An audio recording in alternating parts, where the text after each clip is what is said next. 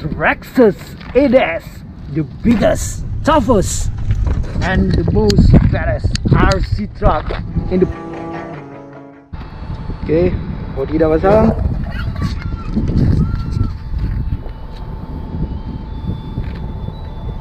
Jom kita mula start. Jangan duduk belakang. Sebab dia punya apa?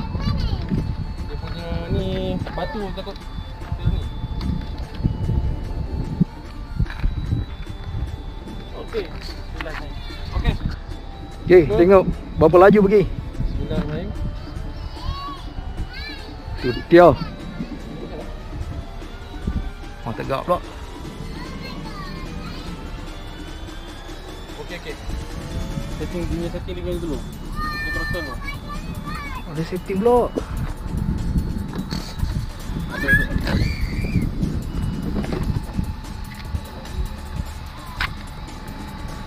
Dia ada masalah teknikal sebentar.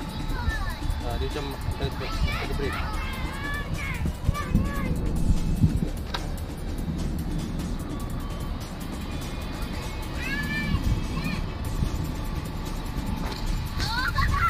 Throttle.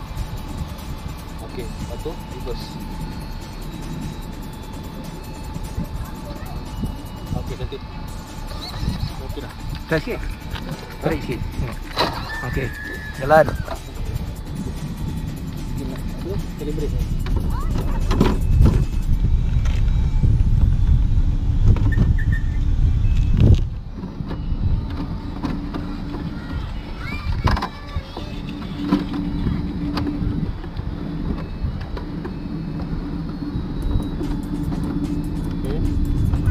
Bismillah. Okey. Okey. Ho.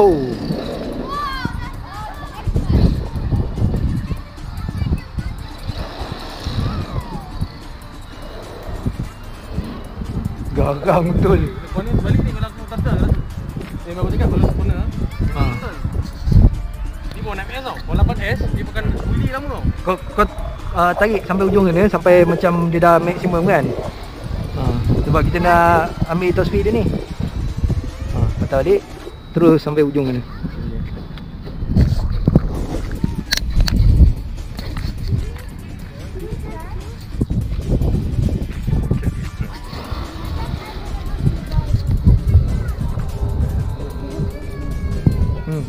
Sudah max tu.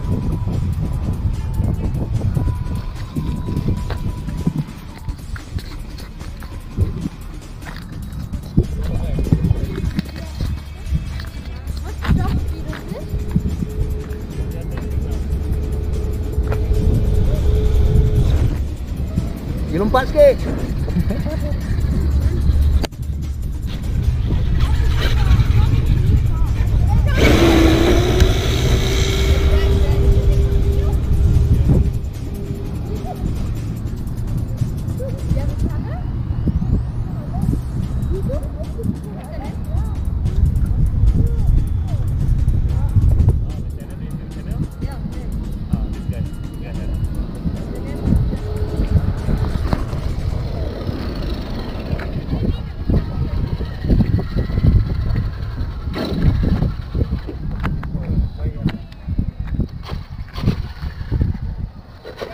Dah.